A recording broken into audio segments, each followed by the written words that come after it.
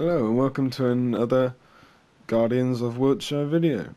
This is just a hobby vlog from me, Dewi, and I'm going to show you what I'm going to be working on next. So first I've cut the slots off the Citadel Guard and filed down their feet so they're nice and flat, because I'm planning to put them on bases similar to my Warriors of Minas Tirith in here.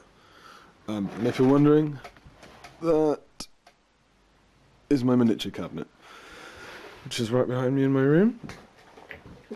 I also have the standard 24 Warriors of Minas Tirith, 8 of each variety, nice and simple. I want a big block to be finished because these are the very first models I ever got, or some of them anyway. And then finally, I just clipped the slots off these, and I need to file the feet down, but these are all siege crew, because I received a nice package in the post yesterday of a lot of siege equipment, because it was going at a really good offer and I have wanted them for a long time. Just before I go and spray the plastic warriors with lead belcher, I just thought I'd show you my spraying stick. I took the idea from an old white dwarf, I think, and it just allows you to completely rotate all the models and get a nice clean coverage, and you can get underneath and everything. It's a bit better than the box technique I was using for the metal ones, and that's because I've already taken the slotter bases off because I want to mount them on my own. So I'll go and spray these, and then that's nearly everything's base sprayed for a little project we're going to be working on. And here we are. If it goes, there we are. Right, I have all 10 siege crew, all undercoated in lead belcher, which it's the first time I've used this, and oh, it's so helpful. It means all of these are ready for all their base coats. Then it's just a simple wash and then highlighting, which will be really simple. I've decided to leave these guys black because of their cloaks, and there's not a tremendous amount of armour. It won't take too long to do them. I have just got to obviously do some more black on the bottom, but this is all, and now I think it's going to be sorting out some bases so I can put the metal ones on. Right, I'm going to show you how these bases come about, and then eventually, after using my Dremel, they appear like this. Nice, simple.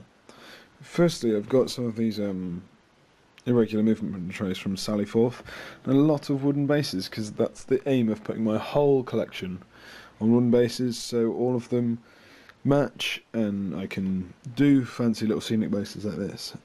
So firstly, on this one, if you can see, I've got a little marker top and bottom for the middle, because I want them to be really uniform, and if you can see, there's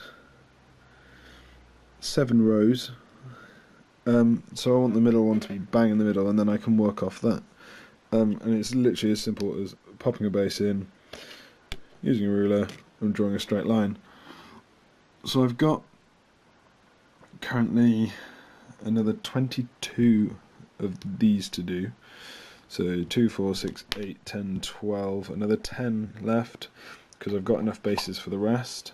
And then I've just realised I need a captain and 2 banners for some knights. So they've quickly been sprayed, just waiting for that to dry, and then I'll coat them in lead belcher like. The next part is very simple. It's just very time heavy. All it is literally coating the wooden base with PVA, then gradually laying on all these bricks. All of those. So like I said, I've just done 4, and I'm going to put half bricks on the edges where there's little gaps like here, but I just thought I'd rather get them all done with the big bricks and then do the half bricks at the end. And then once all of that's done, it means I can actually stick and glue the plastic warriors to the bases, really simply, just file their feet and stick them down. The metal ones I'm going to have to pin, but apart from that, I'm looking forward to getting them all on. And I will super glue them on to the base, and use minimal super glue, because hopefully it won't come out quite like that one. That's just PVA, but it's gotten to the top and I think it's going to darken some of the bricks. So I might need to get someone with a big cloak on that one. But yeah, I literally just tweeze them on and get them into place and push them into place, and hopefully no PVA squirts up through the gaps. And I haven't done this for a while, which is why I got the first one slightly wrong. So I've done however many bases I need. What is it? 8, 24, 29, 30 or so. And most of them are finished like this, where you see gaps on either side with a bit of base sticking out. So all I have to do now is chop up one of these bricks in half, stick them on the ends. I just let most of it dry first, because I have to do a little bit of sticking to the other brick rather than to the base. And then, fingers crossed, they will all be done and ready to be sanded along with all of those, which means I can get everyone on bases. Plus I've seen Gandalf, Denethor, Baragon and Pippin.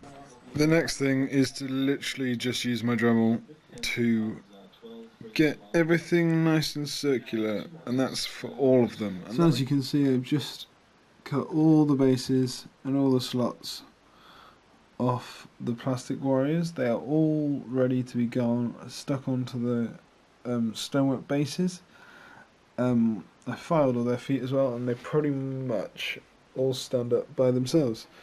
I've got about half the bases done, but as you can see, there's a lot of dust that comes off them, and it's gone all over my room. So the plan in the morning is to finish off the rest of them and start sticking people on. So here you are, you join me after everything has been pinned. I pinned all the plastics as well, and they are all on their bases, looking very neat. I'm really happy with how they come out. Yeah, there's bits missing off corners, etc., but I'm really happy with it. And these are all troops from a certain supplement. For most of the troops for good, from all the scenarios, and which is why over here we have Gandalf, Baragon and Denethor, and the spare base is going to be for Pippin in armour, but the one I had, I broke the foot off, because he was already on another base, and I tried to get him out and it just snapped. So I've got another one on the way, and he'll be pinned as soon as he arrives. So all I've got to do now is base coat the heroes, everything else is base coated, and I think I'll start with all the blacks. So we're back a little while later, and I've done all the base coats on my Citadel Guard.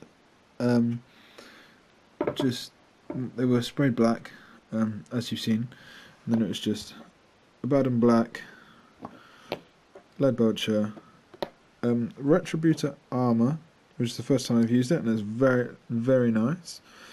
Doomball brown, a Shabty bone, a bit of Kislev flesh, and that's it. And then I've simply washed the whole model with non-oil, which I think is going to work really well.